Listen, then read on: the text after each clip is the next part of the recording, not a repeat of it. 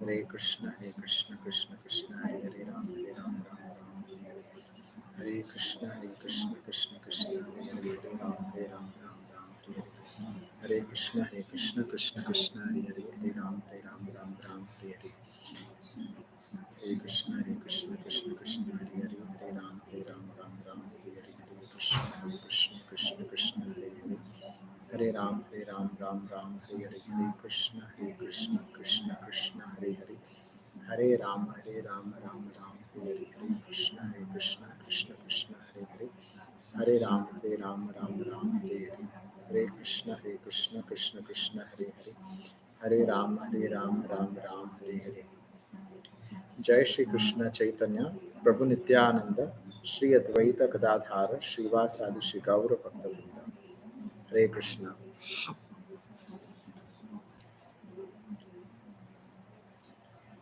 Hare Krishna. Hare Krishna, everyone. Welcome. Good to see you, Prabhu. Mataji. How was your holiday last week? Was okay? Nice, relaxing, little bit. That's good. So today we'll discuss about, first is, what is the most precious thing in your life? So we'll start with Srilaya. Srilaya, please share, what is the most precious thing in your life and why?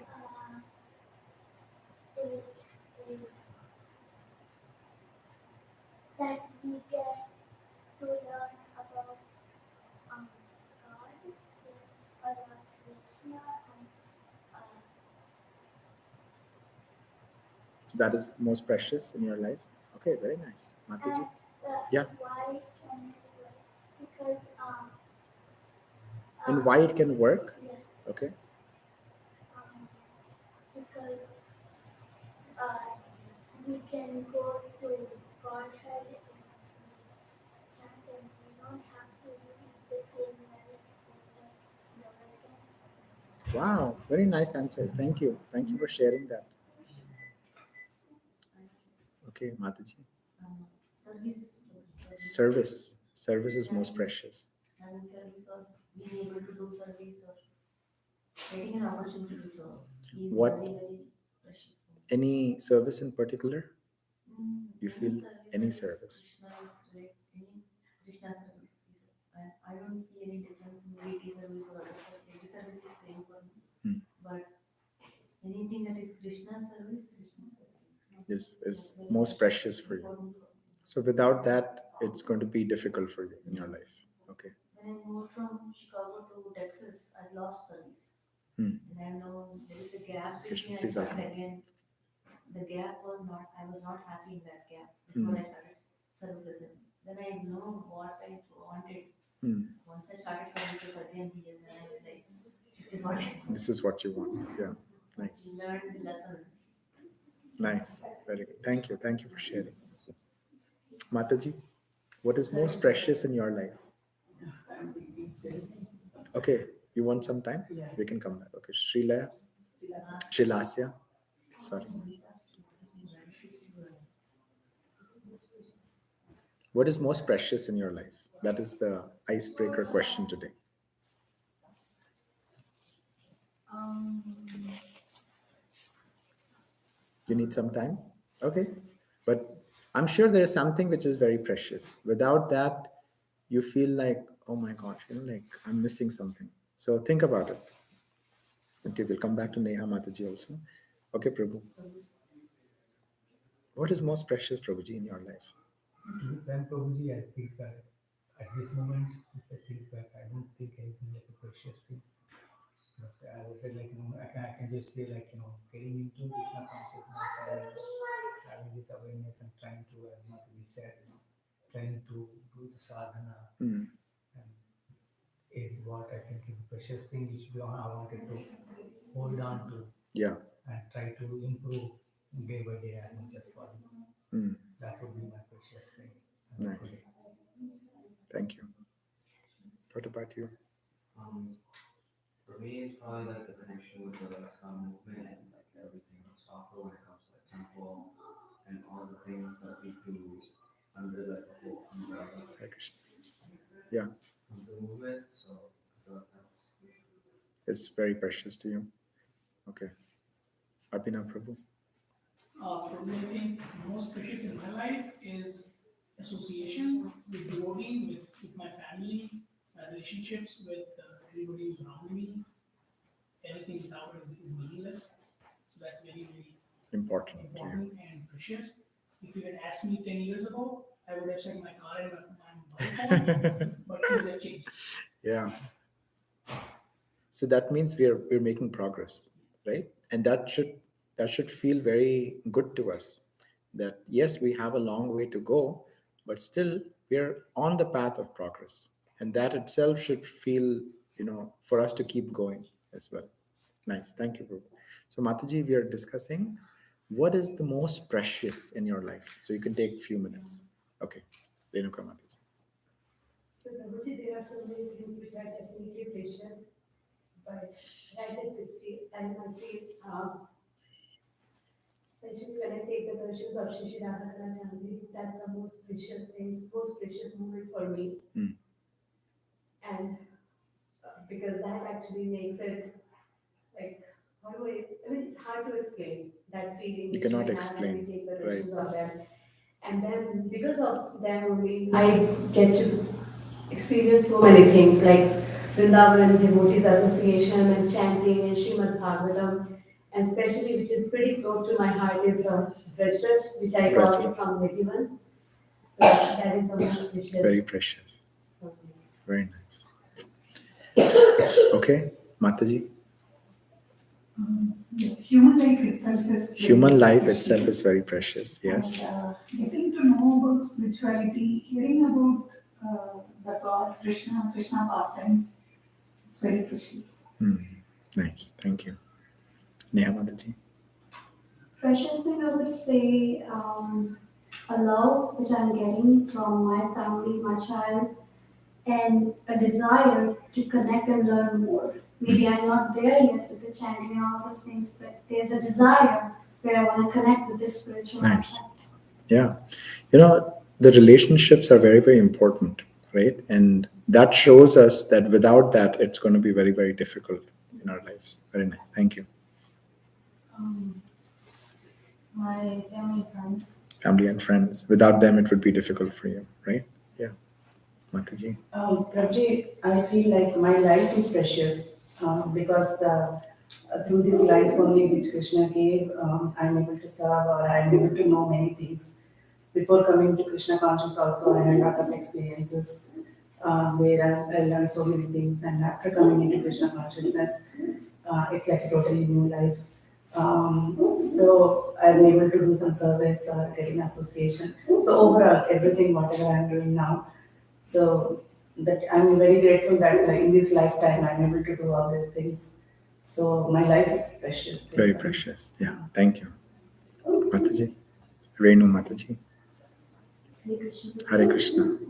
I think the Krishna conscious knowledge that is very, very precious to me because uh, I can use that in every aspect of my life and it helps me realize that the difference, when you live, do everything in your life through that thought or the consciousness, the mundane or regular activity can also mean so powerful, and it also kind of gives you a sense of detachment. The more knowledge you get through reading Bhagavad Gita and everything, that why certain things is not happening the way we want, it all answers your question.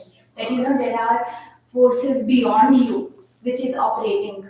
So it has answered so many questions in my mind, that it has given me a sense of peace, a sense of purpose, and also a meaning, on whichever activity, be it, kids care, be it your work, be it your family, any aspect of life, it can be applied every single place, and you know that you can make this life meaningful through that knowledge. Very beautiful. Yeah, I can relate to this. Like for me, like I went through, a very, very big life event in my life. And during that time, it felt like everything what I possessed, everything went away. Meaningless. Everything, and you have this whole life, which you plan, and within a moment, everything goes away. And at that time, when you really think and go a little bit more deeper, you can then realize that, yeah, like what is really precious in your life. And I'm so grateful, like without Krishna consciousness, it would have been so difficult, to be able to move forward. But knowing, having that knowledge, like you were saying, and also understanding that Krishna is really your true friend. Like without Krishna, it's going to be very, very difficult. Like, haven't we all experienced, like, so many different relations we have, but there are times where all those relations don't come through, right? We've all experienced that. There's nothing, and at There's, that point, still Krishna is there. right? Yeah. And it's not just this lifetime. Krishna has been with us lifetime after lifetime. He's just waiting. When will this jiva again turn towards me and say, okay, Krishna, actually, you're my true friend. Like we keep hankering, everywhere around us to find, hang on to that relationship. But, that experience for us to realize that, oh, actually, all these relations around us are temporary, right? Like Srila Prabhupada says that all the relations we're seeing around us, they're just like bubbles in the water. All the bubbles in the water, they just come together for a few moments, and then all those bubbles will go away, right? So it's just matter of time. And for us to be able to realize, our true relationship, right? Like how Abhinav Prabhu was saying that, it's what's most precious is those relationships. We are trying to develop that relationship, that eternal relationship with Krishna, right? Like, what is my true eternal relationship? Who is my true family, right? And all of that is going to be answered very, very soon in this very lifetime if we follow the process. And the process is so simple, right? We just have to follow the 4 regulative principles, which is no meat eating, no illicit sex, no intoxication, and no gambling. That's the 4 don'ts. But more than focusing on the don'ts, we need to focus on the do's, which is chant the holy name, right? When you chant the holy name, when you hear your own voice and your voice goes into your ear, that is going to go and cleanse your heart.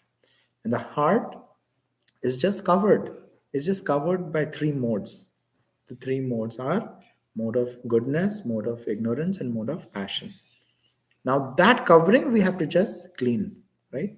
Like for example, a very nice example is given when you eat food and you don't wash your plate right away. What happens to the plate? It dries out, right?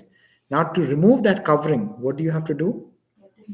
Soak it in water, right? As soon as you soak it in water, it becomes loose. Same way, we have to soak our hard heart in the holy name, right? As soon as you just soak it in the holy name, everything will become clean, right? You don't have to like scrub it See, if you don't soak it in water and you try to scrub it, it's very, very hard. Correct? So you don't have to do that much effort. Artificial efforts are not needed. If you just soak it in the holy name itself will soften our hearts. So nice. What about you? What is most precious to you in your life? Your friend and your family. Who is your friend you can't live without? Who is your best friend you cannot live without? Like if you go to school and you don't see that friend, who is that friend? Do you have a name? Hampton? Okay, nice. See? Very nice. Okay, and what about you?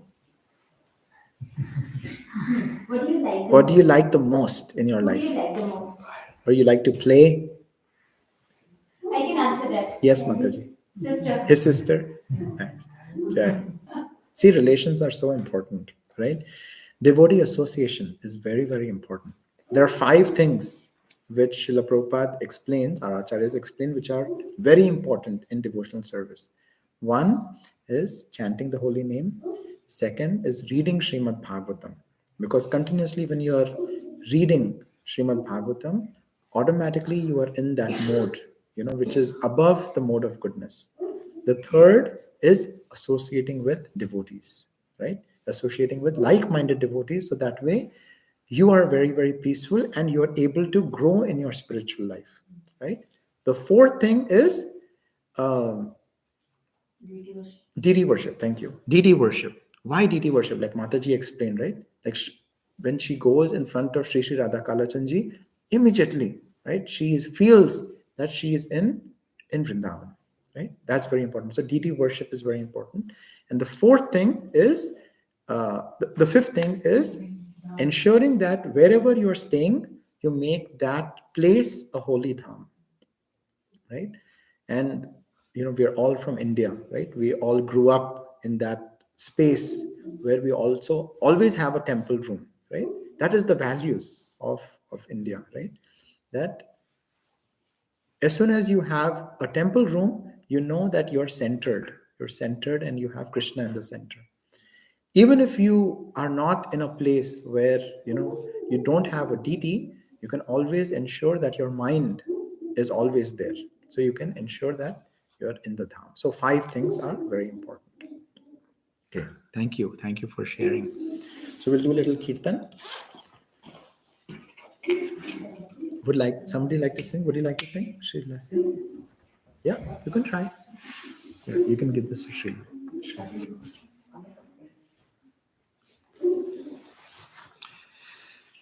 Thank you. There's one more.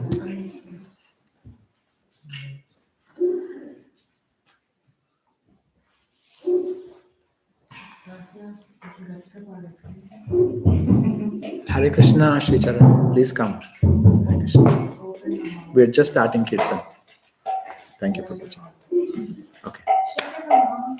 Nama. Hare Krishna. Mataji.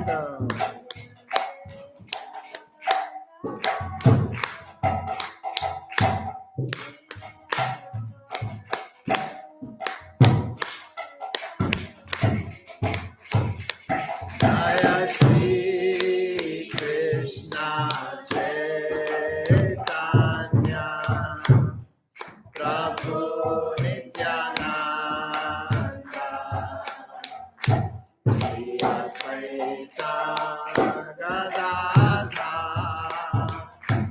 Srivasadi Gaur Bhaktavinda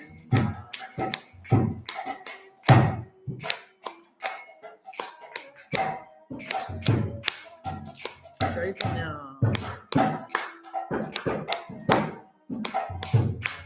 Nityananda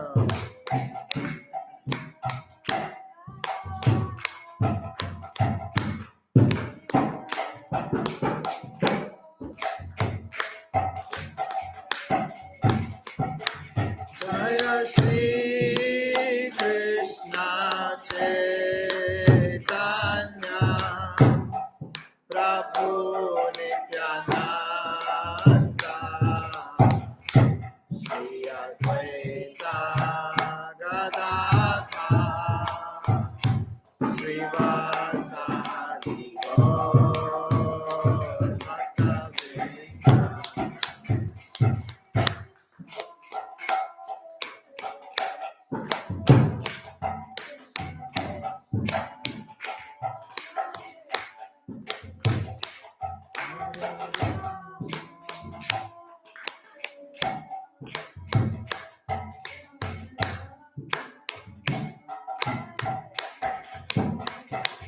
Hare Krishna,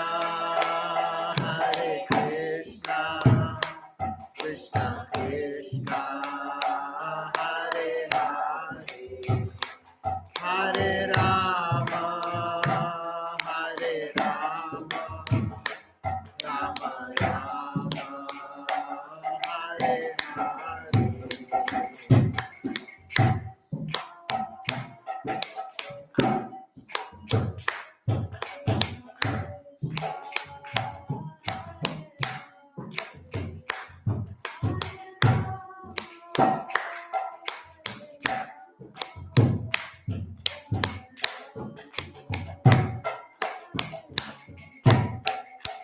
Hare Krishna,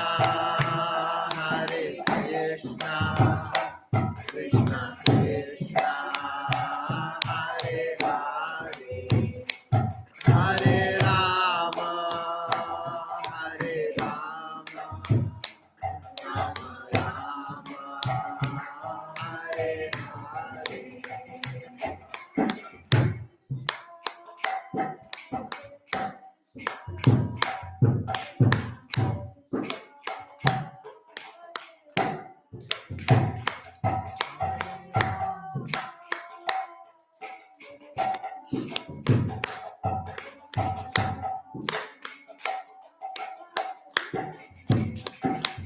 Hare Krishna, Krishna Krishna, Hare Hare, Hare Rama, Rama Rama, Hare Hare.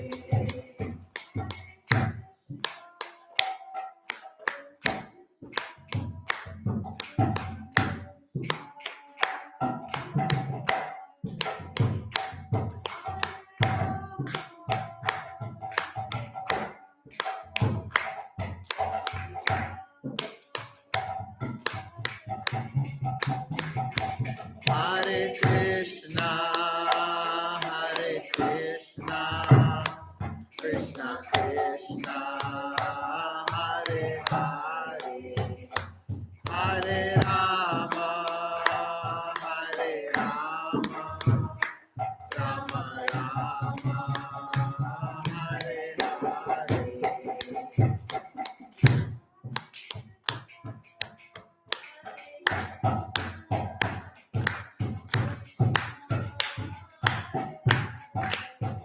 Haribol.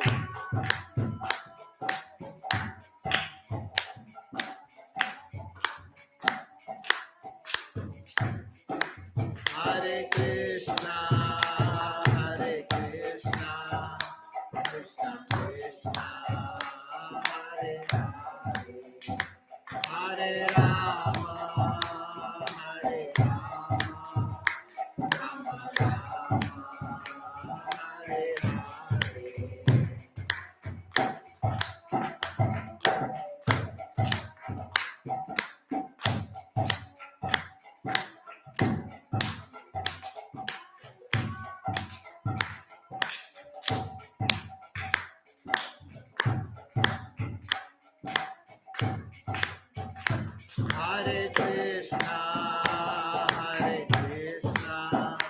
Krishna Krishna, Hare Hare, Hare Rama, Rama Rama, Hare Hare.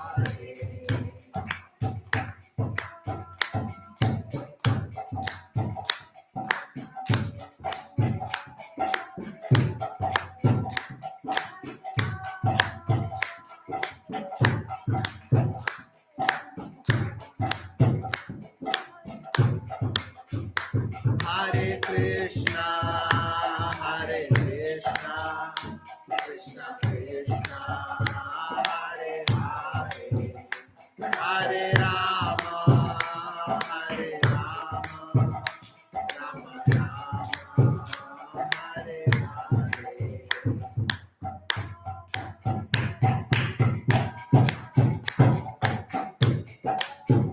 Jaya Radha, Kala Chanti Radha, Kala Chanti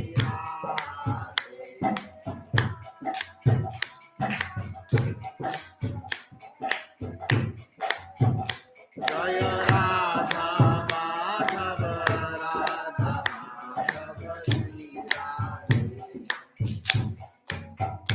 Prabhupada, Prabhupada, Jaya Jaya Prabhupada, Prabhupada, Prabhupada, Jaya Jaya Prabhupada. Gurudev, Gurudev, Jaya Jaya Gurudev, Gurudev, Gurudev, Jaya Jaya Gurudev. Hari Bol, Nitai Bol, Nitai Gaura, Hari Bol, Hari Bol, Hari Bol, Nitai Gaura, Hari Bol. जय ओम विष्णुपाद परमहंसा परिव्राजकाचार्य स्तोत्र सुत Shri Shrimad AC भक्ति वेदांत स्वामी श्रील प्रभुपाद की जय ओम विष्णुपाद परमहंसा परिव्राजकाचार्य स्तोत्र सुत श्री श्रीमद भक्ति सिद्धांत सरस्वती ठाकुर की अनंत कोटि वैष्णव वृंद की नामाचार्य श्री हरिदास ठाकुर की प्रेम से कहो श्री कृष्ण चैतन्य प्रभु नित्यानंद श्री अद्वैत गदाधार श्रीवासादि श्री गौर भक्त वृंद की श्री श्री राधा कृष्ण गोप गोपीनाथ श्याम कुंड राधा कुंड गिरि गोवर्धन की ब्रजभूमि वृंदावन धाम की मायापुर नवद्वीप धाम की पुरुषोत्तम क्षेत्र जगन्नाथपुरी धाम की गंगा मैया यमुना मैया की तुलसी देवी भक्ति देवी की सामवेद भक्त वृंद की Srila Prabhupada's Transcendental Book Distribution and Prasadam Distribution की Harinam Sankirtan की Tagore Premanande. All glories to assembled devotees. All glories to assembled devotees. All glories to assembled devotees. All glories to Sri Guru and Sri Gauranga.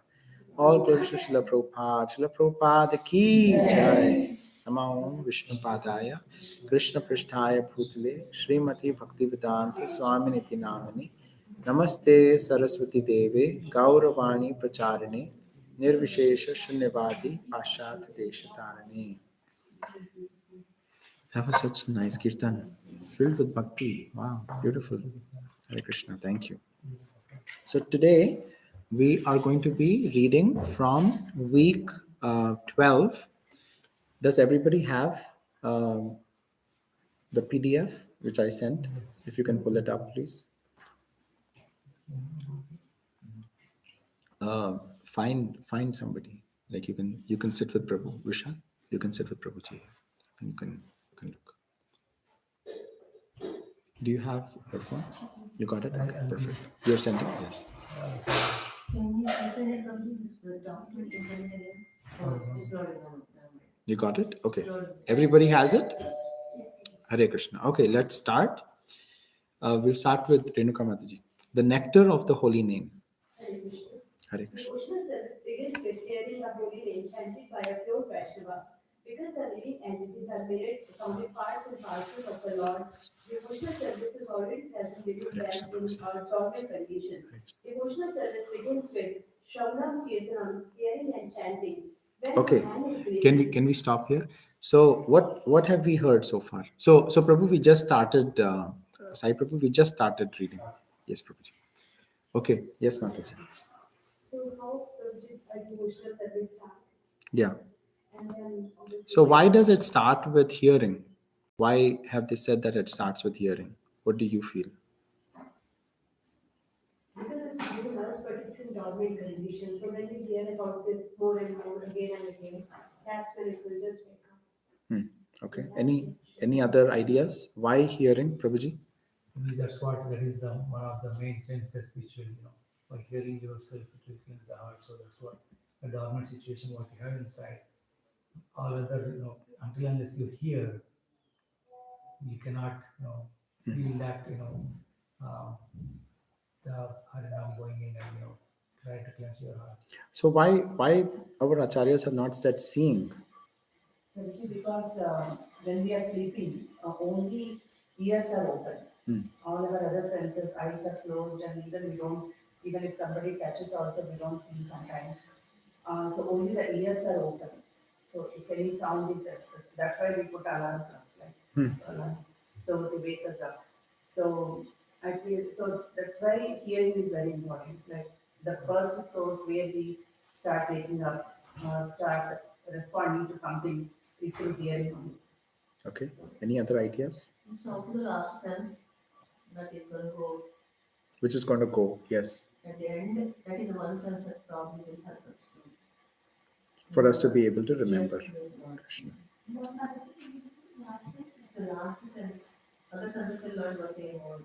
At the end of the time, only hearing will save us.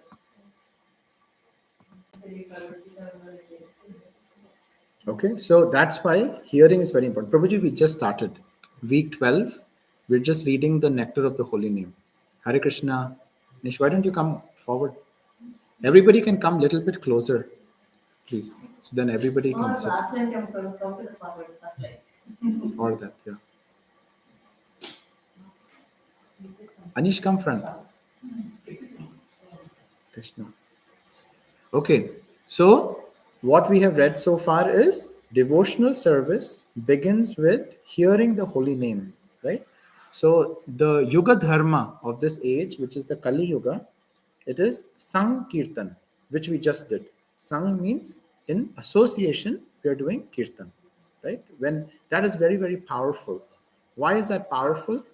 It is so powerful that even if one person in the congregation is chanting purely, Krishna is so pleased that he actually comes in that congregation. And then that helps everybody who is in that Sangha. Right? So that's why Sankirtan is very, very important. That is the Yoga Dharma. Okay. Mataji, go ahead.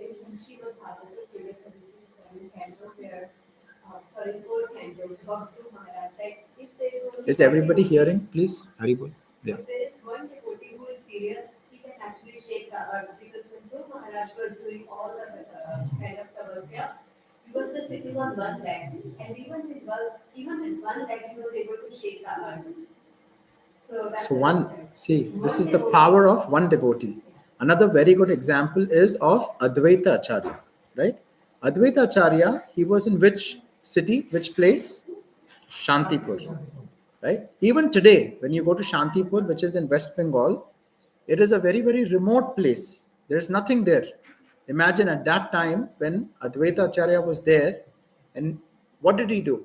In one place, he called out loudly to Mahaprabhu, right? Gauranga Mahaprabhu, who is soon to be appearing on Sunday.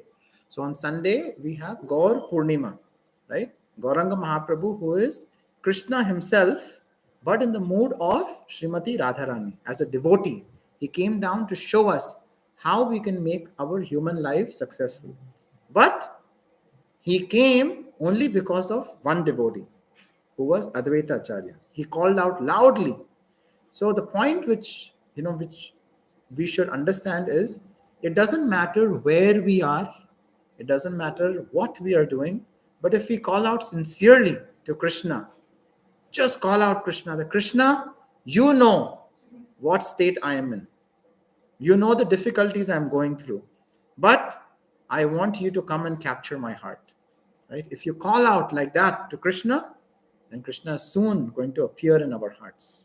Right? So Sunday is a very, very special day. Welcome, Mataji. Sunday is a very, very special day. It is the appearance of Mahaprabhu. So there's going to be a very nice festival at the temple.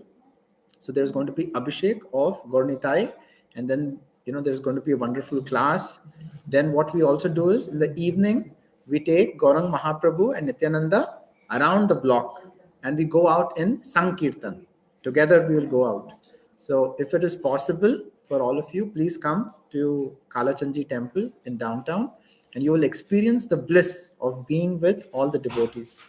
And then there is also going to be prasadam in the end, blissful prasadam. So, yes, Mataji. Yes, if it is possible and if it is convenient, it is suggested that you should fast until moonrise. Why? Because Mahaprabhu appeared at moonrise. So it is said that 2 moons came up at the same time, right? Mahaprabhu, who was brilliant like the sun, and then we also had Nityanand Prabhu, who was also there. Right? Okay. So what we have read so far is hearing is very important, and devotional service starts with hearing. So you can hear the holy name, you can hear Krishna Katha, and just by hearing, everything is going to be revealed. What is everything which is going to be revealed?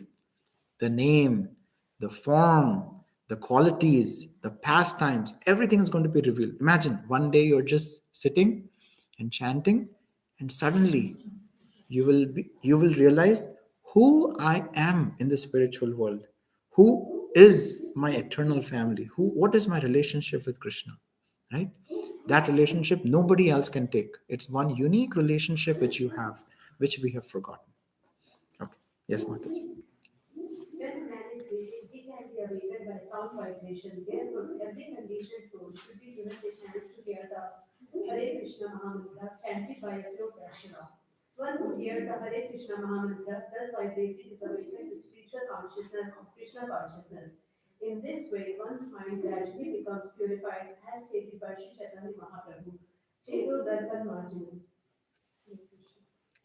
So, like Mataji was saying, right, that even when you're sleeping with alarm clock, you are able to be woken up, right? So we are also sleeping, right? So that's why Mahaprabhu says, Jeev Jago, right? Jeev Jago, Jeev Jago. Why? Because we are sleeping in this Maya, right? We're sleeping, we're so disillusioned or illusioned with Maya that we start to consider everything here real, right? So Krishna is coming and he's saying, wake up, you sleeping soul. Please understand that everything here is actually temporary.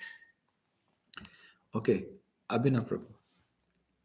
When the mind is purified, the senses are also purified. Instead of using the senses for sense gratification, the awakened devotee employs the senses in the transcendental loving service of the Lord. This is the process by which dormant love for Krishna is awakened. What does this mean, Sri Charan? What do you understand by this paragraph? When your mind is purified, your senses are also purified.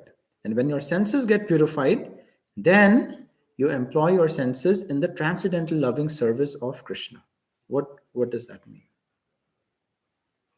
He literally explains it like when the mind is purified, the senses are also purified. So can you give me an example of, in our practical lives, how does that affect us? With all the material things going on, we're so like involved in the material things, like the temporary things, and we're not focusing on the long run. We have to go back to garden. So if Nice. you purify your mind with association of other devotees, possibly staying in your guru's ashram and learning from him, your senses will be purified. Very nice. Instead of using those senses for sense gratification, a waking devotee employs the senses, the transcendental loving service of the Lord. Exactly. So a very practical example is when we eat every day, right? When we are purified, right? When we chant the holy name and we are remembering Krishna while we are actually making, bhoga, then the consciousness of the person who's cooking actually goes into the food. So this is a very, very important point. The consciousness in which the food is prepared, right? That you need some water. Okay, get some water. Don't feel shy. So if you actually are accepting food from somebody who has that consciousness, you will start to see that there is a difference in your lives, right? So this is what here in Chaitanya Charitamrita it said, that when our senses are purified, then the devotee employs everything in the service of Krishna. Everything becomes Krishna's service. So that makes complete sense. When we go and have a prasadam anywhere, any temple, that food is Different, absolutely different, isn't it? from anything else. Yeah, you feel it. Yeah. And you will also feel that if you have food somewhere else made by somebody who is not in the right consciousness, you will see those effects too. You feel agitated, right? You feel that. So And main thing here, the statement, mind is purified because the mind is the main culprit. Prabhu. mind is the main culprit. And that is the one we are making us to, do whatever sense gratification by directing. So if you control mind, obviously all the senses will use them. Exactly. Rather than the mind. Yeah. See, so the example given is of, like Krishna gives this example in Bhagavad Gita, right? There is a chariot with 4 horses, right? There is a charioteer who is actually holding the 4 horses with the reins, right? And then there is 5 horses. Thank you. 5 horses. You have a charioteer who is holding the horses with the rein, and then there's somebody sitting, right? So the 5 horses are compared to our 5 senses. The mind is the charioteer, and the person who is sitting in the chariot is the soul, the jiva, right? Even if one horse goes astray, your chariot is not going in the right direction, right? Same way, even if one sense gets to wander, our whole direction goes away. So the main thing is when our mind is controlling the senses, like Prabhuji was saying, then the jiva is in the right direction, right? So that is very important. Okay, let's go to the yes, Mataji. The charioteer is the intelligence, the reins are the mind. The reins are the mind, the charioteer is the intelligence. Because if the charioteer is strong, then only you can Control the mind. Intelligence, we have to surrender to Krishna, that is our intelligence. Then only we can control the mind. Otherwise, Nice point, right? Because So they are not using the intelligence, the mind is taking everywhere. mind goes everywhere because the senses are pulling them. So how can we get to that intelligence, Mataji? What do you By think? surrendering to Krishna, intelligence has to be improved by knowledge. By knowledge, By starting study, by service, by hearing again, associating with devotees. You mentioned in the beginning. Yes. The 5 things. That is the intelligence. So are we clear? Right? The senses can go astray, which we have all witnessed, right? We've all experienced that. Why do the senses go astray? Because of our mind not being controlled by our intelligence. How do we get that intelligence? By actually associating with devotees, chanting the holy name, reading, doing deity worship, right?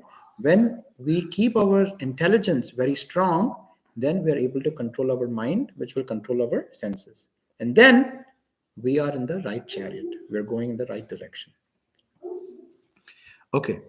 Passage for discussion. Anish, why don't you read?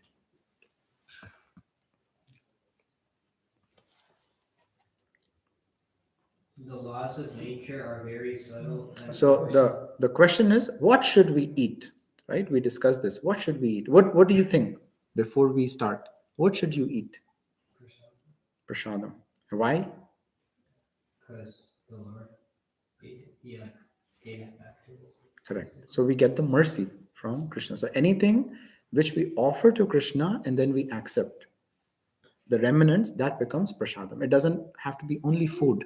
Right? Anything which you offer with love to Krishna, like does Krishna need anything from us? He doesn't. Everything's actually Krishna's, right? What can we even give him? Right? We're only giving him our love, right? Like when, this example, right? Srila Prabhupada gives, when You give, your son a lollipop, right? Some candy. But before he eats, he asks you that, Lalita Mataji, why don't you taste? Won't that melt your heart? It'll melt your heart, right? Like you've given him, but he is giving it back to you for you to taste. That is our love. What we give to Krishna with love, Krishna doesn't need it, but it melts his heart, right? It melts his heart, and that becomes mercy. Then you feel more love, right? You're like, oh my God, my son, like that. Okay. Yes, go ahead. The laws of nature are very subtle and are very diligently administered, although people do not know it. In the Manu Samhita, the concept of a life for a life is sanctioned, and it is actually observed throughout the world. Similarly, there are other laws which state that one cannot even kill an ant without being responsible. Since we cannot create, we have no right to kill any living entity, and therefore man-made laws that distinguish between killing a man and killing an animal are imperfect. What did you understand from this paragraph? You shouldn't kill anything. And why? Because there's a law of karma, right? The example given is, let's say you go to a new country, okay? You don't know the traffic laws, and you start to drive, on the other side of the road. If somebody pulls you over, you can't say that, oh, I did not know, right? You would still get a ticket, right? So same way, just because you don't know this, right, it doesn't mean that you're going to be spared from the laws of karma. So we should understand that. That's the knowledge which we gain. And since we Yes, Mataji. cannot create, we do not have the rights To kill, right? That's also very important. Okay, Vishal, why don't you read? Little louder, please. Although there are imperfections in man-made laws, there cannot be defects in the laws of God. According to the laws of God, killing an animal is as punishable as killing a man. Those who draw distinctions between the two are concocting their own laws. Okay, so this is a very important point, right? Here, if somebody kills a man, right, or a woman, I'm just using man as one. So what's going to happen to that person? That person is going to be put in jail. But if you kill an animal, which we see all around, it's okay, right? That is the distinction which Srila Prabhupada is explaining here, that the laws of God, they are also punishable as killing a man. Right? That we should understand. That is the hidden laws of karma, which people here don't know, right? So we should understand that. Okay. They are also concocting law, Prabhu, even though you're having strict laws, endangered animals. Yeah, endangered. No, like look at protecting dogs and cats, right? But it's okay to eat. Yeah, isn't that weird? Isn't that weird? Like people are so like, oh my gosh, my dog, my cat, right? And then the same people, they're actually killing, like so many different animals, right? Isn't that hypocritical? So hypocritical, right? Okay. Yes, Vishal. Even in the Ten Commandments, it is prescribed, thou shalt not kill. This is a perfect law, but discriminating and speculating men distort it. I shall not kill man, but I shall kill animals. In this way, people cheat themselves and inflict suffering on themselves and others. In any case, however, God's laws will not excuse such behavior. God's laws will not excuse such behaviors. Does anybody know what happens to that person? Yes, go ahead, Maitreya. So the question is, if somebody kills an animal, in Srimad Bhagavatam, it is explained what is going to happen to that person. Have you read that section? What do you think? If you haven't read, what do you think would happen to that person?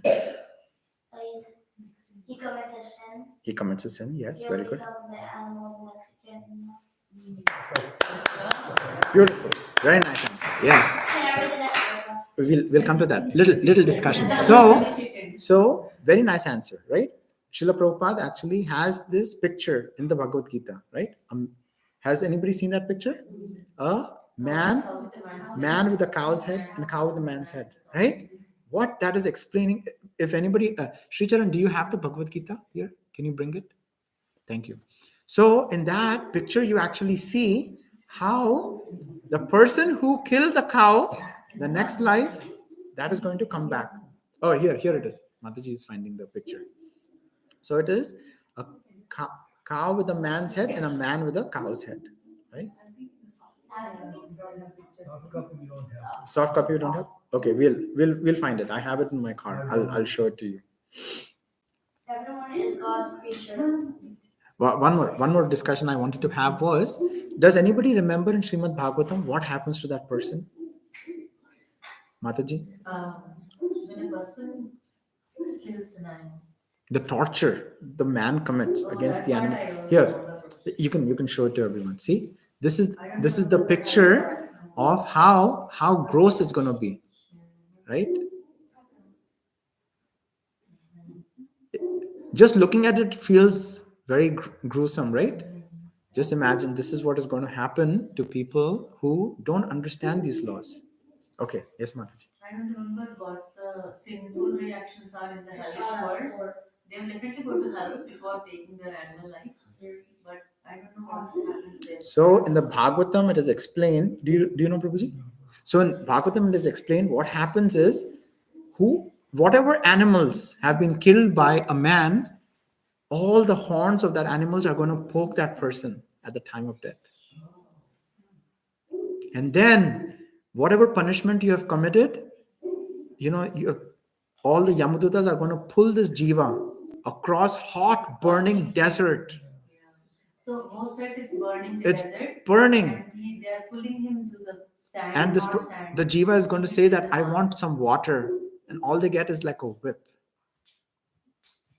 It's a very long path to hell, it seems. Right? And dear devotees, we have gone through all of that. Life after life, we have gone through that. And somehow, by something what we have done in our past lives, we have got this human form of life, right? Like many devotees explain, that human form of life is so precious, right? After millions of lifetimes, we don't even know how many lifetimes we have now got this human form of life. And now, when you get this human form of life, if we again live our life like animals, eating, mating, sleeping, and defending, then what have we gained with our human form of life? Yes, Mataji. So, Prabhuji, what happens when you do it, even when you kill an animal accidentally, like you step on an ant without knowledge? Yes. So, very nice example is given of Mrigrari, the hunter, right? Mrigrari was a hunter who used to kill animals and then torture them, not kill them right away, but he would kill and then wait for the animal to suffer. Narad Muni, he actually was traveling and he saw this Mrigrari, the hunter. And he explained the same point, that you're actually hurting the animals. So he asked him to chant the holy name with Tulsi Maharani with him, right? And then after a few months or years, he came back and he saw Mrigrari the hunter, he was walking very funny, right? And then Narad Muni was trying to understand, why are you walking funny? What do you think? Yeah, he was trying not to step on them. He was trying not to step on the ants, because his consciousness changed, that even the ant has the same soul, which is the same soul which is in us, in a whale, in an elephant, same soul, same spirit spark. Does anybody remember how small is the soul?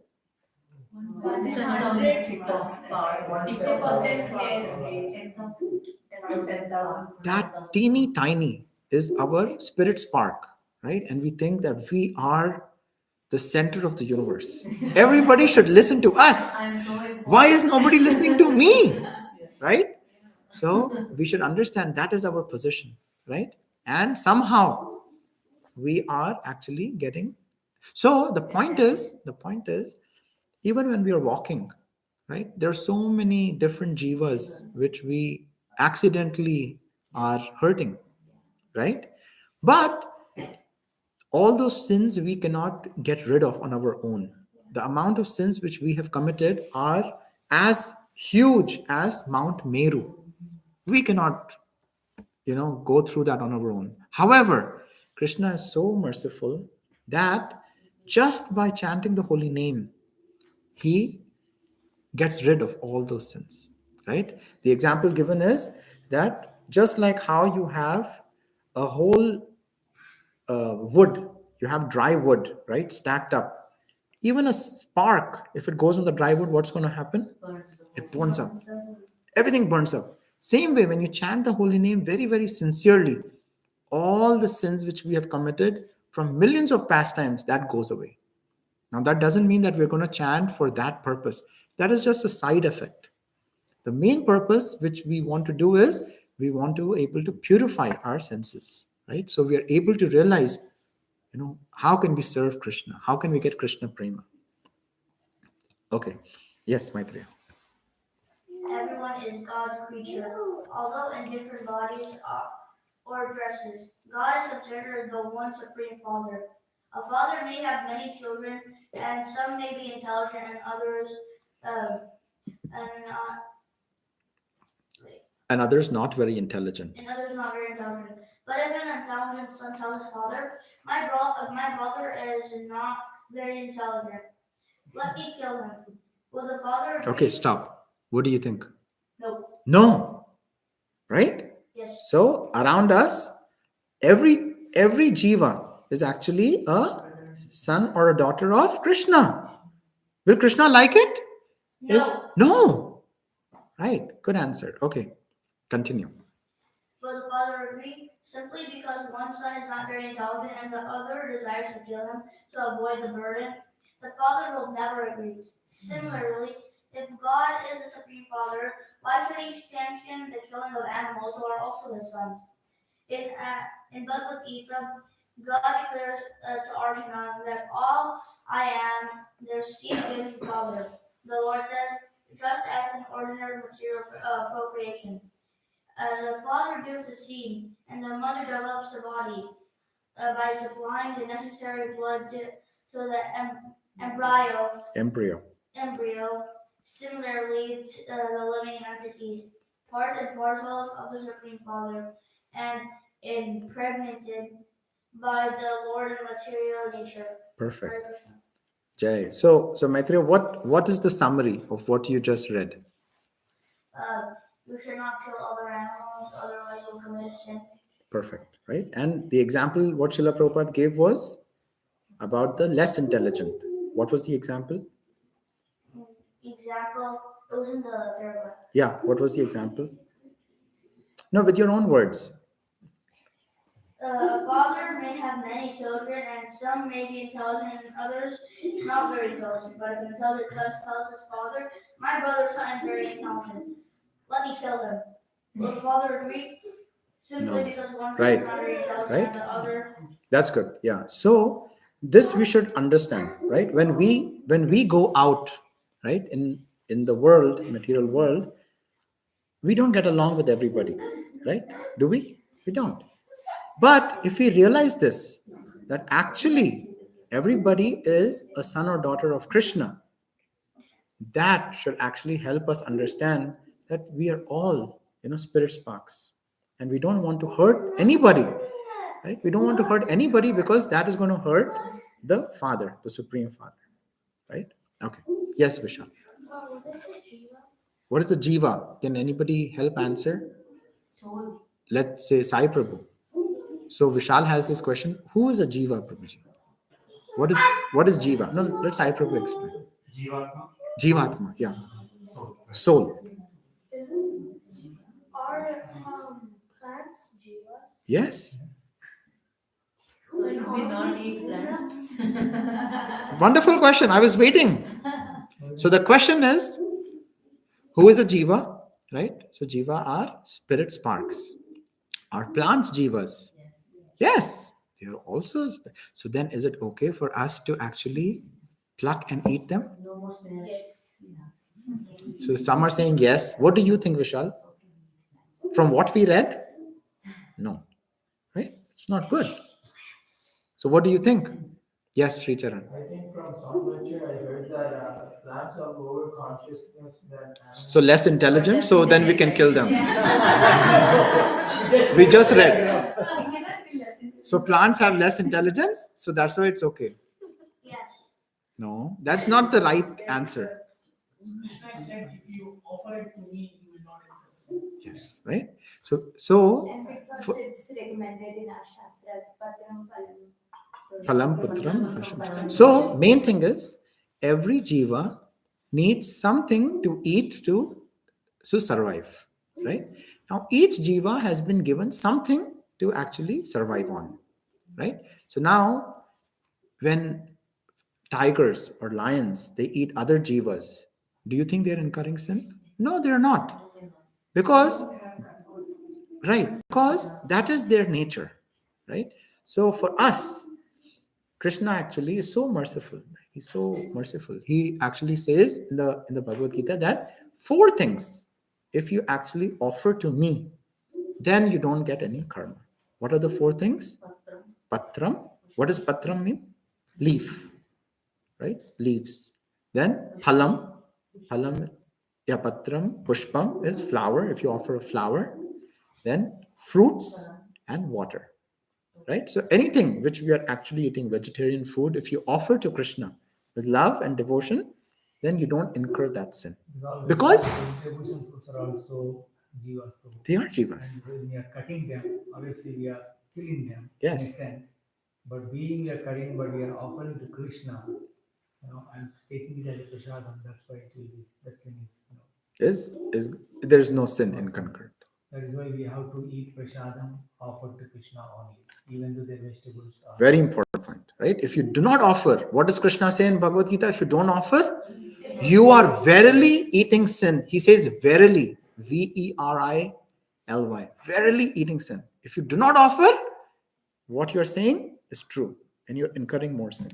So whatever you eat, before you eat, if you offer to Krishna, okay, Krishna, does he take away that food? No. He actually gives more. He infuses more, right? He gives 120%, not only 100%.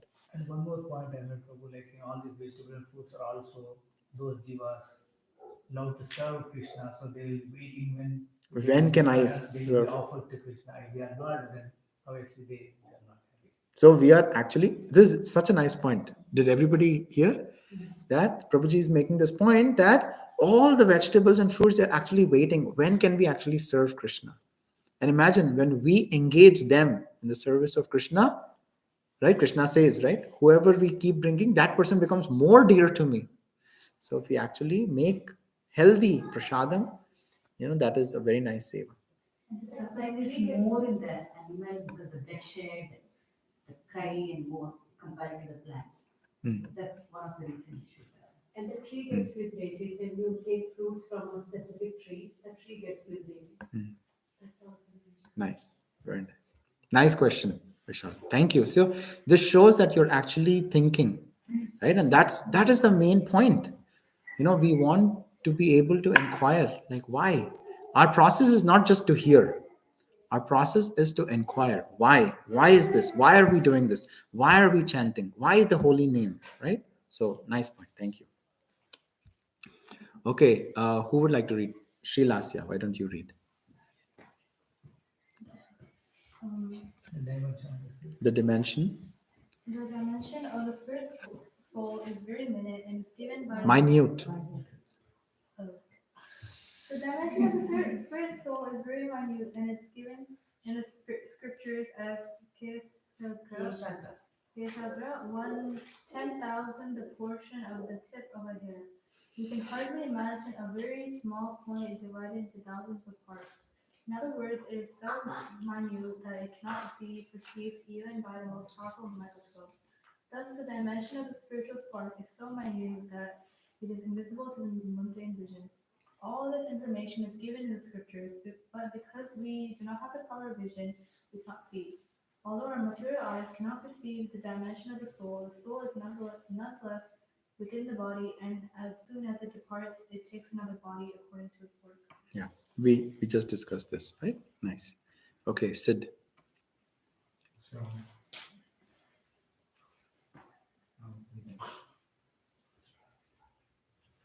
spiritual life is not a question of vegetarianism or of understanding higher knowledge. When one comes to the platform of very knowledge, he naturally becomes vegetarian. Aditya Samadarshana, one whose highly learned does not distinguish between a learned scholar, a brahmana, an elephant, a dove, and a cow. He is Samadarshi. His vision enables to see them all equally. How is this? He does not see the body but the soul, the spiritual spark of Brahma. He thinks here is a dog, but he is also living entity. Also by his past karma, he has become a dog. And his learned scholar is also a living spark, but he has taken the birth because of his past karma. When one comes to the position, he does not see his body, but the spiritual spark, and does not distinguish between one living entity and another. So this is a very important point, right? For us to be able to realize that, just see around us, right? We all have different bodies, but we're actually a spirit spark, right? And if we are able to see that when we go out in the world, that everything is actually a jiva, right? That is a yogi. A yogi is seeing everybody with equal vision, right? Nobody's higher, nobody's lower, because everybody is a spirit spark. Okay. Let's see. Who would like to read? Would you like to read? Okay. Yes. Remind me your name again, please. Prashi. Okay, Prashi is reading. Actually, we do not make distinctions between carnivores and vegetarians. For the grass has life just as the cows or the lamb. So this was the point which Vishal made, right? Same point. Okay. A guideline, however, should be the Vedic instructions given in Ishopanishad Mantra 1. I'll read the Sanskrit.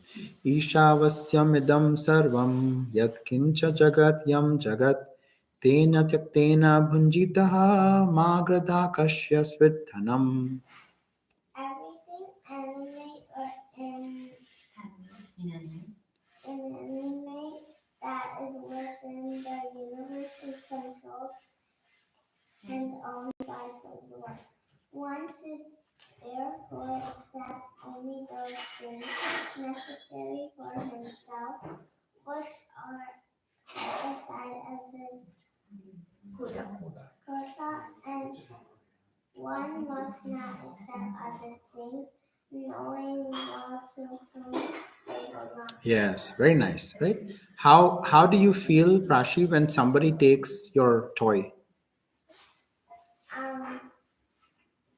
A little upset. Little upset, right? Little upset. So same way.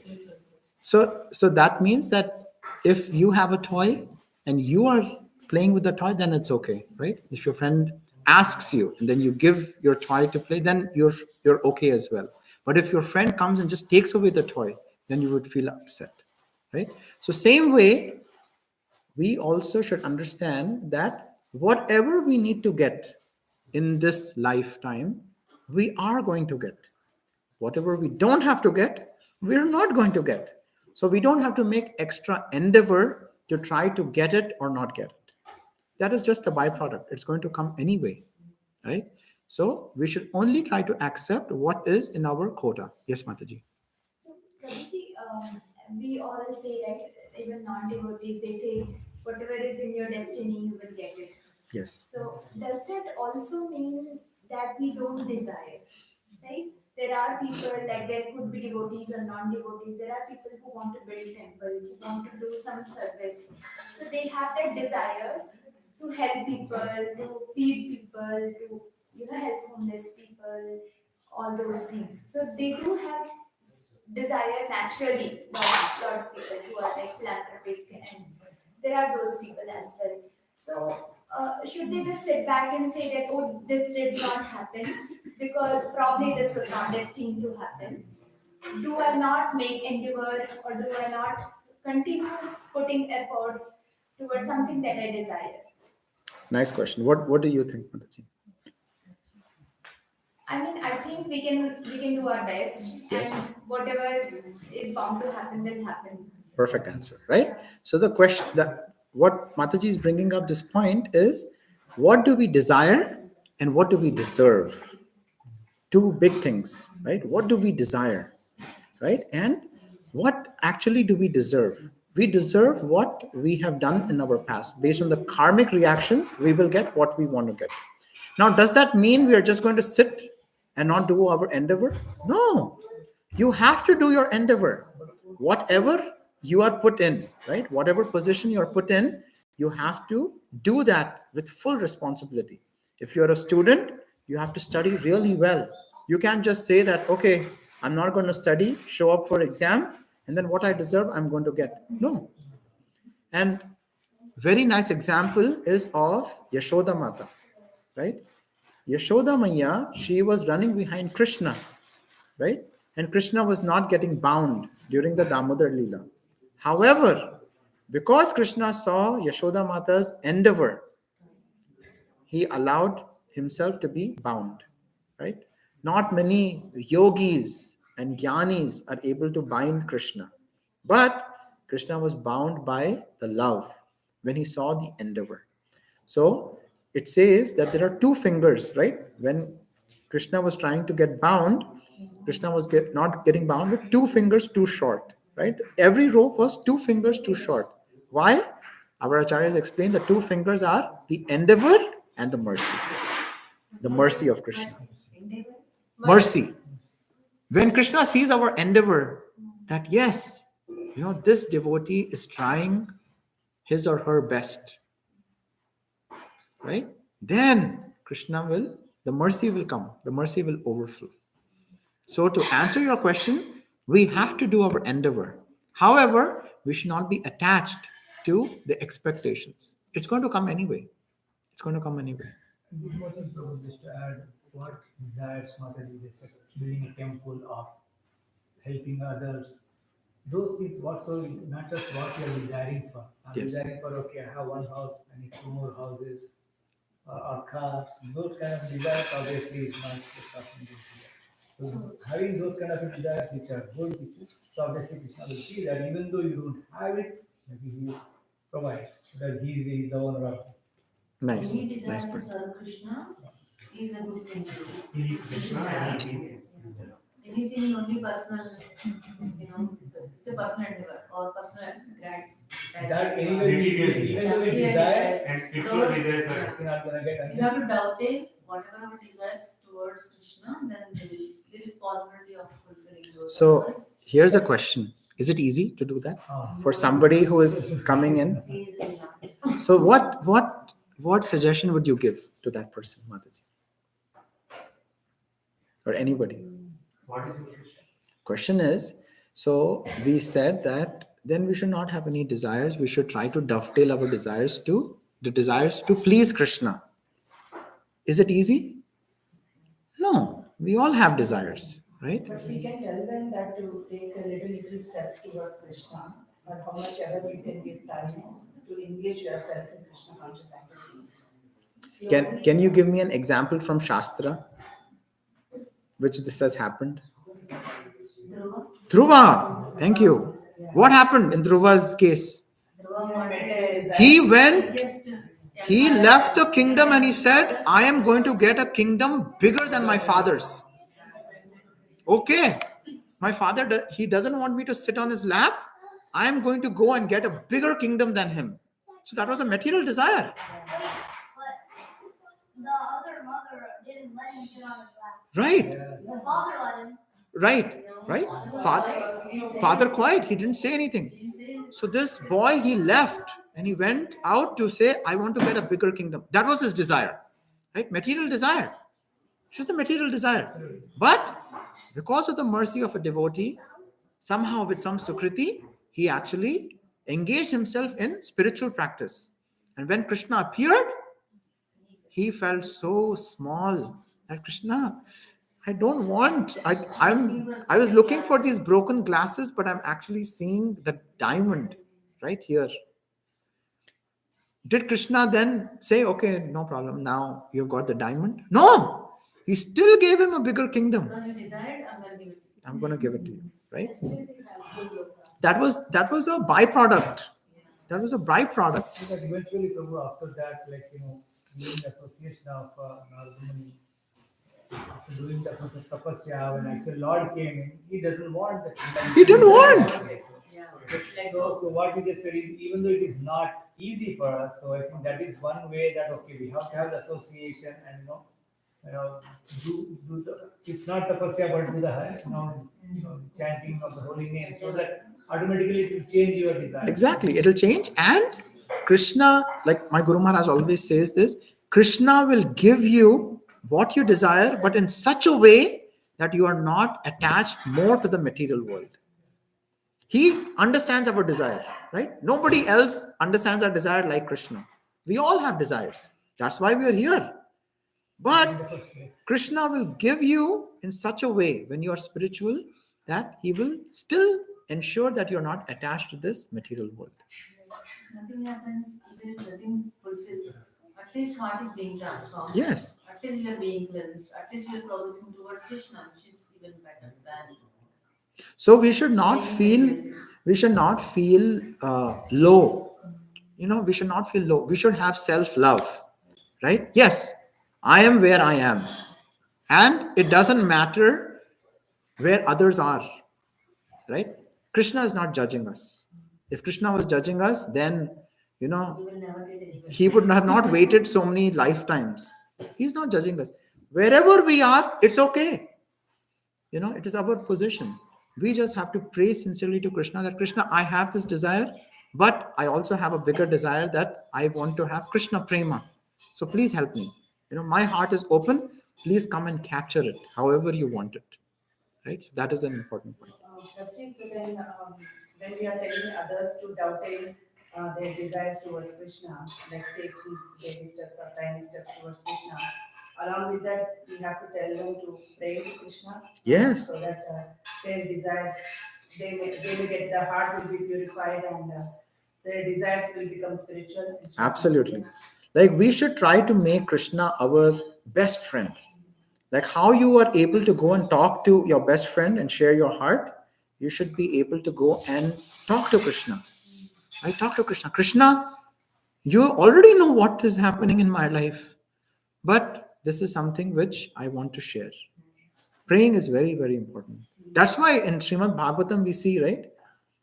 There's a pastime going on, and then suddenly devotees have prayers, right? They're explaining, like Brahma Samhita, right? Lord Brahma, he was the first jiva, right? On a lotus flower. Completely dark. Imagine, completely dark, right? He's hearing the sound, the waves, right? He's getting afraid. Brahmaji goes down the whole stem of the lotus flower to understand, who am I? Where am I? What is my purpose? Still doesn't understand. Again comes back up. And then he's trying to wonder, right? Then he hears two syllables, ta-pa, ta-pa. He understands, okay, I have to meditate on the sound. Again, sound vibration, right? He meditates on sound vibration for many years. And then Krishna appears. And when Krishna appeared, automatically, all the prayers, Brahma Samhita came out. Right? This is what we hear every time the curtains open in the morning. It is the Brahma Samhita, right? Govindam Adi Purusham Tamaham Bhajami. So prayers are very, very important. Is it true that Brahma never saw Krishna? In his heart. Only he realized Krishna in his heart. Yeah, Antar Dhyan. He got Antar Dhyan, right? He got Antar Dhyan. And also, Prabhuji, in one of the other classes I heard that if we desire something and we do not dovetail it to Krishna, then we build karma. Yeah. Exactly. Otherwise, if we dovetail it to Krishna, then the karma gets nullified.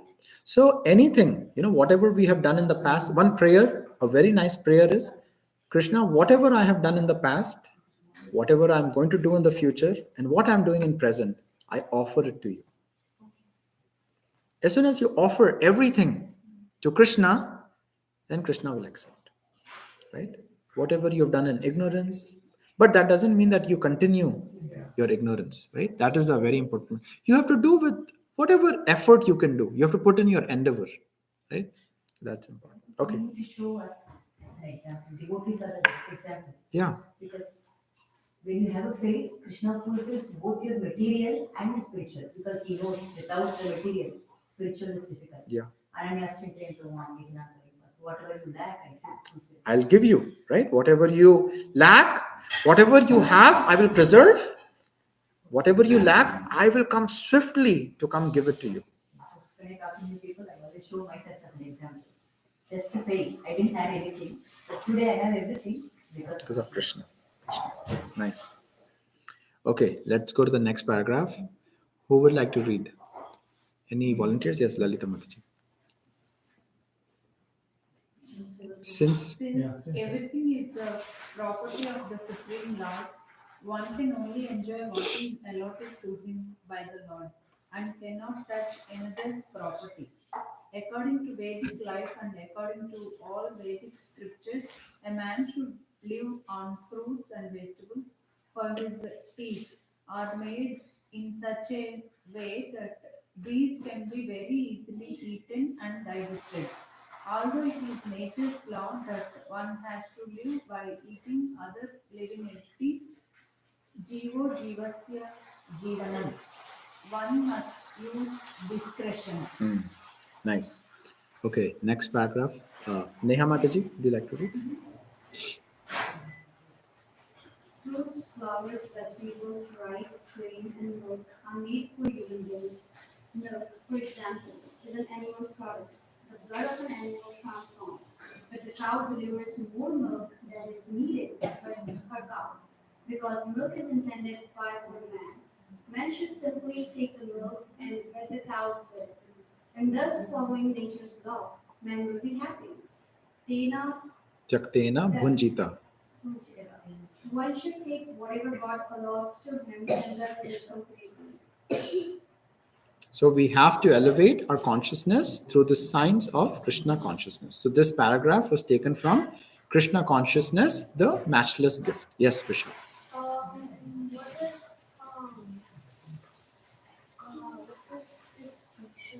Discretion means like you have to use your intelligence to be able to understand what is right versus wrong, right? Like when says from the cow is good and it is meant for you, but not the need of the cow. That is your using your discretion, right? Your intelligence. Okay, questions. First question to Shanti Mataji. Discovery. How are God's laws different from man-made laws?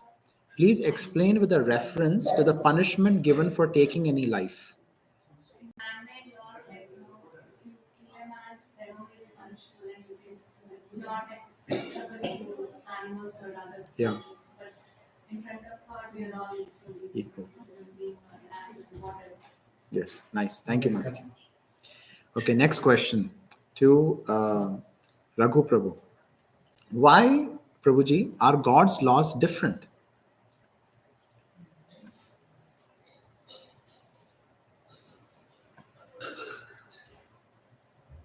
Maybe we need some clarification on the question. Can anybody explain the question some more?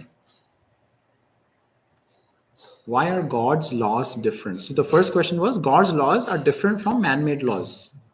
So next question is, why are God's laws different? Wait. Let Prabhuji think. How it is different from man-made? So one hint is that of a father having different sons. Okay.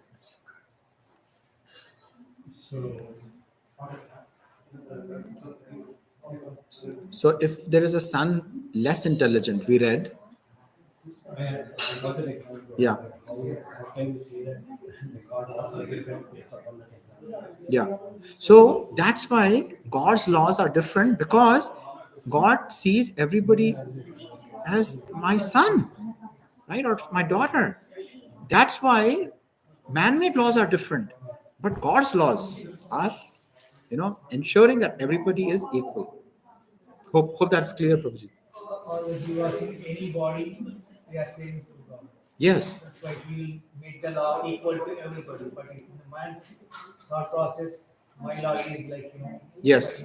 whoever is not superior to me, I will be acting differently, and who are like, inferior to me, I'll act differently. But for him, Everybody is equal. That's why we have The example given is an Intelligent intelligent son. son. You cannot feel that intelligent son is because he's intelligent. Exactly. That's why God's love. Yeah. Maitra, you had something? No? Okay. Mataji had something. Krishna doesn't discriminate. Doesn't discriminate. Can we do it? No. Why can we? We should not do that too. Right? So, okay. Next question. To Sid. Explain the dimensions of the spirit soul when we can begin to understand the presence of the soul in everyone. The dimensions, like how small is it? This is small as like 1,000 of like here. Tip of the hair.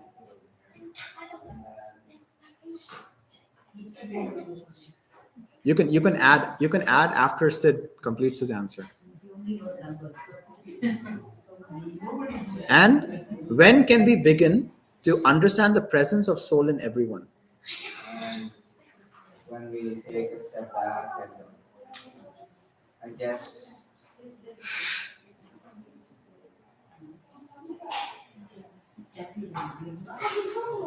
in a way we can like more like less discriminate people and less discriminate, like for example the dog's eater, and then the elephant, the brahmana, like all those examples of living entities.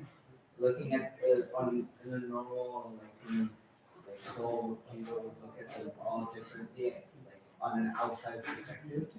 But once we take a step back and focus more on what the person is actually made of, like The spirit spark, yeah. the soul itself, then we can see that they're all the same. So here's a homework assignment. Thank you. Very good answer. Here's a homework assignment for all of you. So this weekend, try 5 people you meet starting tomorrow. Try to realize within your heart that this person is actually a jiva. It's very powerful as you go about your life, grocery shopping. Just as you're seeing, start with 5. No. Outside. Start outside, right? Just imagine, it's a very powerful exercise. As you're going about your life and we see different people, just remember, this person is a spirit spark, just a different body. And by that, when we try to recognize that, we then start to realize that, yes, everybody here is a spirit spark. Nobody is higher, nobody is lower. It will be more effective, Prabhu, if you think the person who you don't like. Start with 5 people you don't know. Yeah. Then step 2 I will give you next week. Yes. Yeah. Street play. First 5. Then next step. Yeah. Yes. Yeah.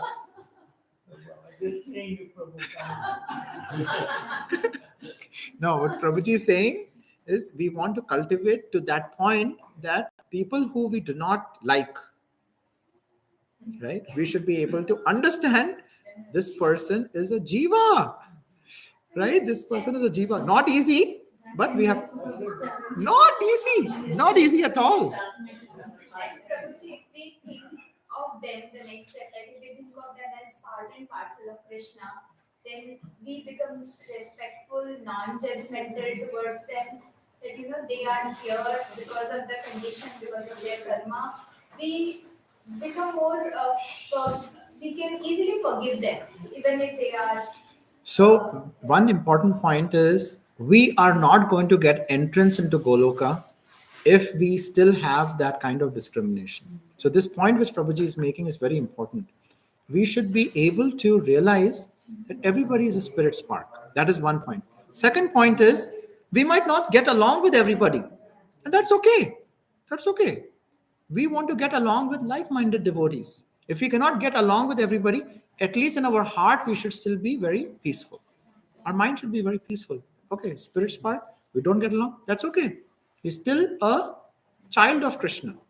And that's why we do Dandavat. When you see devotees, when they are doing Dandavats, they're actually doing Dandavat to the Krishna who's present in each person's heart. Right? We're praying, okay, Krishna, you're in your heart. So. How do you react with people who always victimize themselves? Like, even though the things are not about them in any way or any, any place, but they victimize themselves because they want to be a center of attention. How do you feel with that? You have to tolerate, and you need to have patience. We all in our lives have such people who try to play the victim. Right? Is it just me, or everybody has somebody like that? Right? If you are able to avoid the person, avoid the person. Right? From far, you give your dandavats and you avoid the person. But if you have to deal with that person, then the best way to deal with the person is with tolerance and with patience. Right? And it is not easy, but you have to pray to Krishna that Krishna, I somehow still have some karmic reaction which I have to go through with this person. And please give me the strength that I'm able to do the right thing. And that will come by practice. So. Yesterday, I read a news that Finland is the most happiest country in the world. So what is their first thing is that they respect each other and they understand each other. The social support is more, and they see everybody equal. That's the most happiest country in the world. Pakistan is 100. India is 170. So whether it's spiritual or not spiritual, I think it's more like how you treat others. Sometimes as devotees, we lose the basics of what even non-devotees do. And that is very, very important. That just because we are becoming devotees, we don't lose that humanness of us. So our whole spiritual, practice is being personal, right? We want to be personal. Everybody is a sentient being, right? Everybody has feelings. And if we are not able to connect with that person and understand what that person is going, then what is the use of bhakti, right?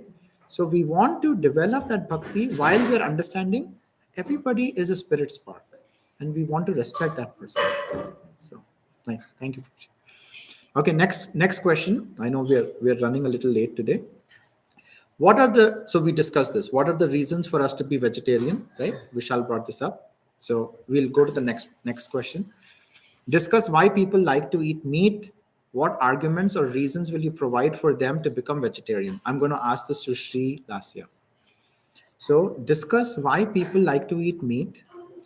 What arguments or reasons will you provide for them to become vegetarian? So an example, a practical situation is somebody asks you that, Sri Lasya, why are you vegetarian? You get so much protein and you're not getting this or that. So what are you going to explain to them? I would tell them that my religion, they it's not permitted to eat meat, and it's also not good to feel animals, and that's to get comment on that because of sin. And they also explain to them that they feel care for animals and it's not allowing them to eat meat. These people, they say oh my god, I love animals. Yeah. Animals are their favorite, but then the next day they go about it, he's saying. Yeah.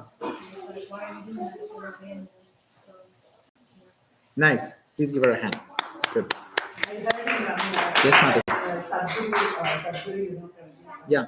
he was talking to one celebrity, and the same topic he was talking, and he asked, "Do you have a pet?" Then she said, "Yeah, I have a dog, I have a cat." Then he said, "Soon you are going to eat them, right?" He asked.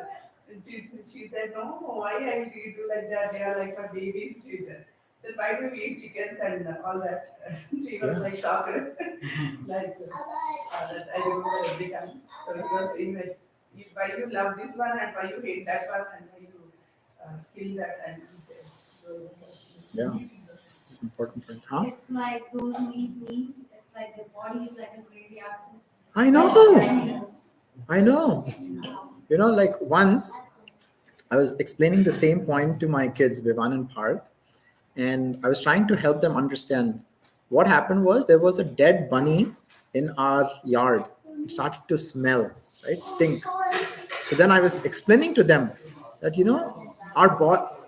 people who are actually eating meat, they're actually creating a graveyard of dead bodies in their tummies, right? And this is what you're actually having, right? So it drove home the point. Yeah, 1 second, Sri Charan. Prabhuji, I think in chapter 14 Bhagavad Gita, it talks all about gunas, so sattvam, rajas, and tamas.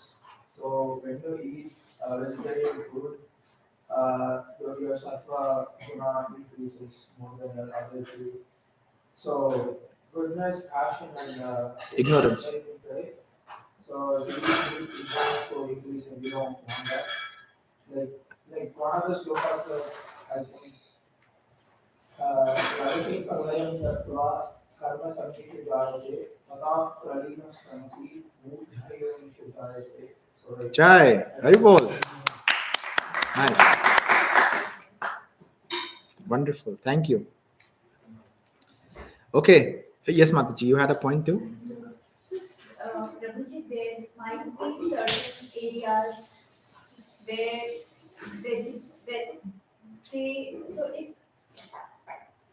I just wonder, sometimes how all this meat eating fish and all those things would have started. Probably the land was not fertile enough for it to cultivate, plants or that fruits, something of that sort. So they just, in order to survive, They must have started it. Yeah. Started eating. So in that kind of a situation, what that human could have done to survive? I think at one point I make clear, like Guru Maharaj Prabhupada said that Krishna has given so much of vegetables, grains, and even today there is a lot of vegetables, fruits, and grains are there which can be sustained and can be used by the people.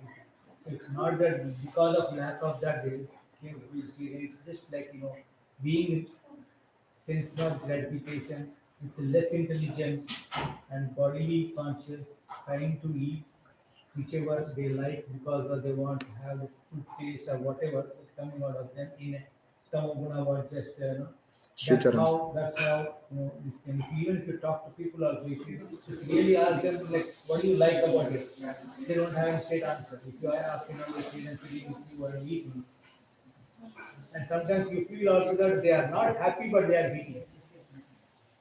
So that's the difference. But not just because of the lack of vegetables or grains or anything, but it's just because of their less intelligence, tamoguna. So question is, what can we do? How can we help? Right? How can we help? One example which Sri Kopika Mataji just gave, right? Of trying to be a good devotee. You don't have to be a great devotee. Be a good devotee, right? Show with your example how you can lead. And when people see you, then they will be curious. Why is this Mataji so happy all the time? Right? What is she happy about? Why is she vegetarian? Right? With your qualities, you can explain. Second, by giving the knowledge to others, right? Distribute books, right? Give them prasadam, right? Prasadam is very, very powerful.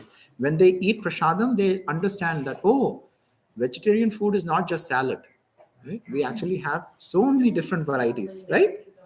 One of the example is a guy coming to Ranakaraj in his restaurant for several years. He didn't take a turn right turn, left turn. Yeah. After 10 years or 15 years. He was only going to the restaurant, right? He was only going to the restaurant, not going left to the temple room.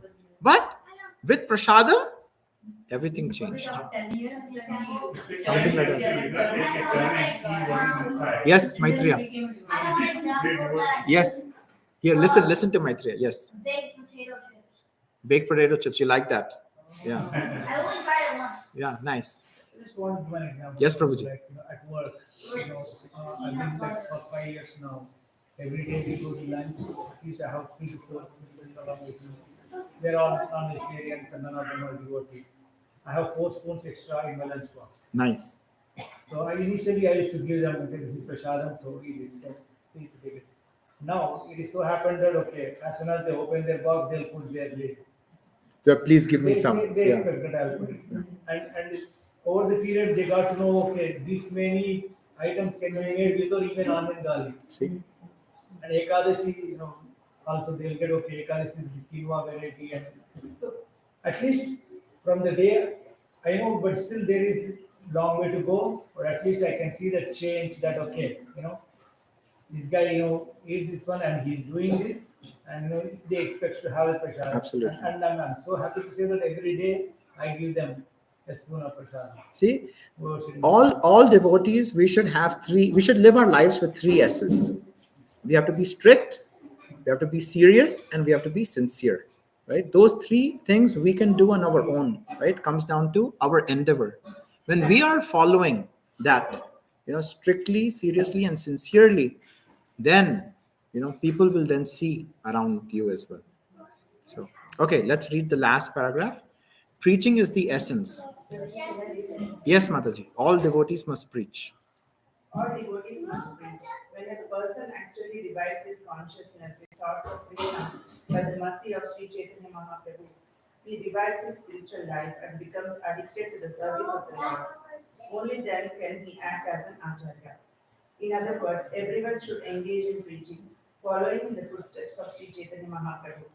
In this way, one will be very much appreciated by Lord Krishna and will quickly be recognized by him. Actually, a devotee of Sri Chaitanya Mahaprabhu must engage in preaching in order to increase the followers of the Lord. By thus preaching actual Vedic knowledge all over the world, one will benefit all mankind. So, this is the same point which we were discussing. As a good devotee, you can actually create an effect, around you, right?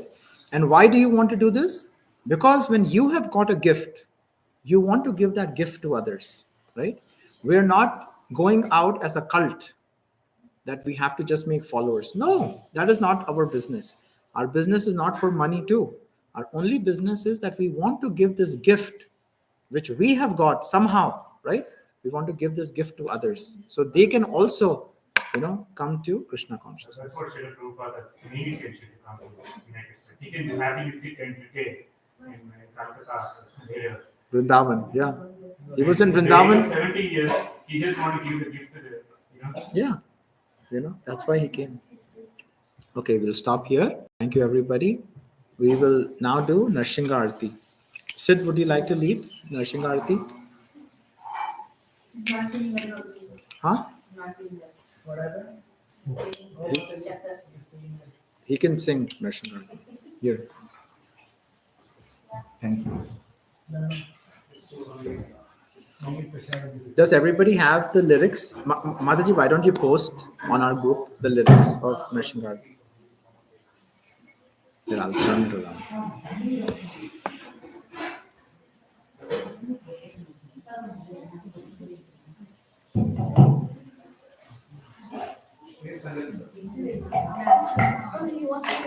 You want what? You sing. I started master playing and singing at the same time.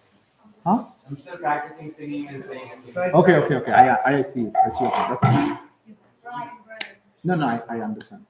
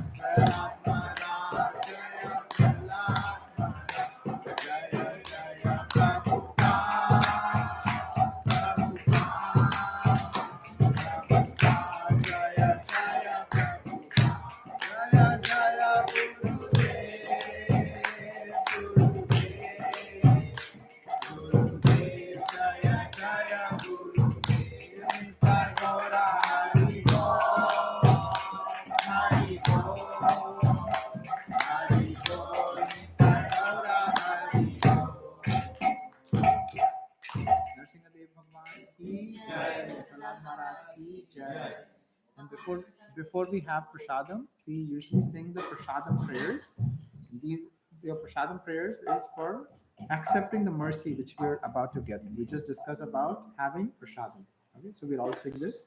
If somebody can post the the lyrics, Mataji, on the Mahaprasade Govinde Namagami Vaishnav Punyavatam Rajan Vishwaso Navachayat Harila Vidyata Jarindriya Kate Dive Pehle Vishaya Sagare Aramadya Jivati Sobhamaisi Dharma Ake Jeta Dina Samsare Krishna Paradayo Mai Kari Pare Jivan Prasad Natiro Mai Yanam Radha Krishna Gunata Ene Jato Shri Chaitanya Nitai Oh Chaitanya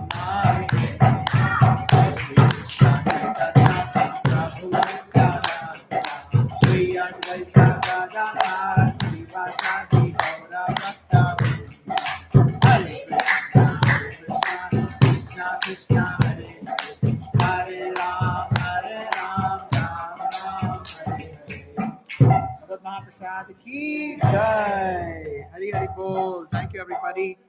I see there's a feast which Prabhuji and Mataji have prepared for us. So, Hari Bol. Yes, announcement. Okay.